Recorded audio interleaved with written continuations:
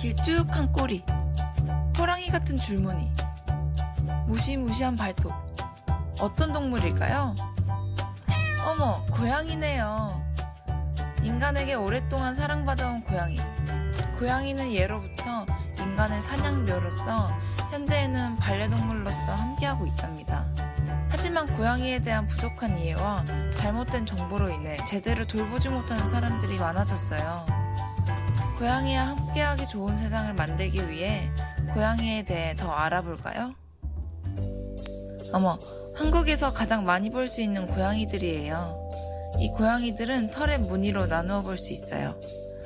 이 고양이는 삼색털 고양이예요. 주로 삼색이라 부르죠. 삼색털 고양이는 대부분 암컷이에요. 온몸이 새까만 검은 고양이예요. 서양에서는 악마의 상징이고 다른 곳에서는 좋은 동물로 여겨졌어요. 호랑이를 닮은 범무늬 고양이예요. 줄무늬 같은 무늬가 뚜렷하게 구분되죠.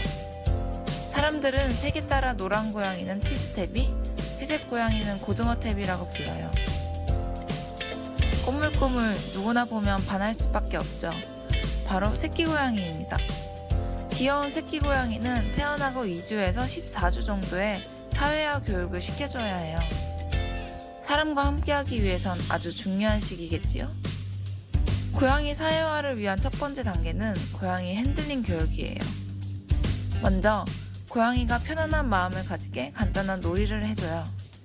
그 다음 조심스럽게 고양이를 만져주고 보상으로 간식을 주며 반복해주는 거죠. 사람과의 접촉이 괜찮은 일이라는 인식을 심어주는 거예요. 두 번째 단계는 생활소음에 익숙해지기예요. 고양이는 청각에 예민한 동물이에요. 청소기 같은 시끄러운 소리에 놀라지 않게 해주는 거죠. 먼저 고양이의 시선을 끌고 멀리서 청소기 소리를 들려줘요. 그런 다음 점점 가까이 오고 고양이가 가만히 있는다면 간식으로 보상을 주는 것입니다. 매일 반복하다 보면 어느 순간 고양이도 익숙해질 날이 오겠죠? 고양이는 어떤 습성을 가지고 있을까요? 가끔 고양이가 가구나 벽지를 박박 긁어놓는데 이를 스크래치라고 해요. 발바닥에 냄새를 분비하는 분비샘 채취를 남겨 영역 표시를 하는 것이라고 해요. 반가울 때, 좋거나 무섭고 흥분했을 때 스크래쳐를 긁으면서 해소를 하기도 합니다. 고양이는 늘 좁은 틈이나 작은 박스 안에 들어가 있는데 이러한 습성은 야생에서 천적으로부터 몸을 피하기 위해 큰 동물들은 못 오는 좁은 공간에 숨어드는 습성이 남은 것으로 추정된다고 해요. 그리고 고양이는 깔끔한 동물이에요. 스스로 털 정리를 하기 때문에 자주 목욕을 시켜주지 않아도 되죠. 게다가 배변을 본 후 자신의 흔적을 남기지 않기 위해 모래를 덮는 습성이 있어요. 때문에 고양이 화장실의 모래를 매일 청소해 주어야 해요. 고양이는 따뜻한 곳을 좋아해요. 그래서 늘상 햇볕을 쬐고 있는 모습을 볼 수 있어요. 일부에서는 사막에서 살아가던 원조상의 습성 때문이라고도 해요. 괜히 얌전한 고양이 부뚜막에 먼저 올라간다는 말이 나온 게 아니죠. 고양이는 육식동물로 생식을 섭취하는 게 가장 좋은 방법이긴 하지만 매번 주기란 어렵죠. 그래서 주로 사료를 주게 되는데 4kg의 성묘를 기준으로 섭식 사료는 400g을, 건조 사료는 50g, 하루 1, 2회 정도까지 주면 됩니다. 고양이는 단맛을 느끼지 못해 단맛에는 크게 반응하지 않지만 기름기가 있는 음식에는 크게 반응합니다. 사료 외에 고양이에게 특별한 식사는 가금류, 통조림, 육류, 생선이 있어요. 통조림을 줄 때는 염류가 적은 고양이용 통조림을 주어야 해요.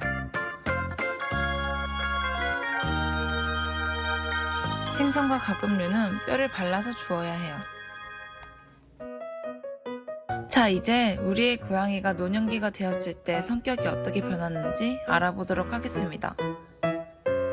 첫 번째, 나이가 들면서 체력과 기력이 떨어지게 되어 외로움과 불안감을 더 많이 느끼는 고양이는 애교와 응석이 많아집니다. 두 번째, 신경질을 많이 부린다. 스트레스에 대한 내성이 저하되어 환경 변화에 과잉 반응을 할 수도 있습니다. 세 번째, 잘 울게 된다. 보살핌을 받기 위해 우는 경우가 더 많아집니다.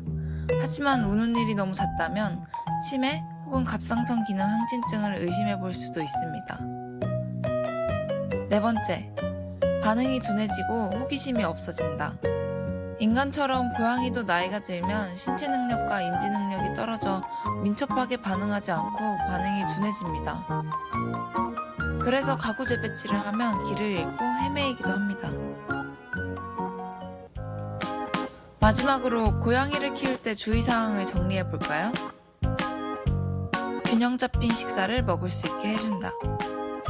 신선하고 깨끗한 물을 마실 수 있게 해준다.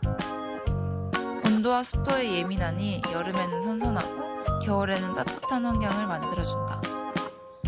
깨끗하고 쾌적한 화장실을 유지해준다. 숨을 수 있는 안전한 공간을 만들어주고 터치하지 않는다. 신뢰와 애정을 주는 놀이 시간을 갖는다.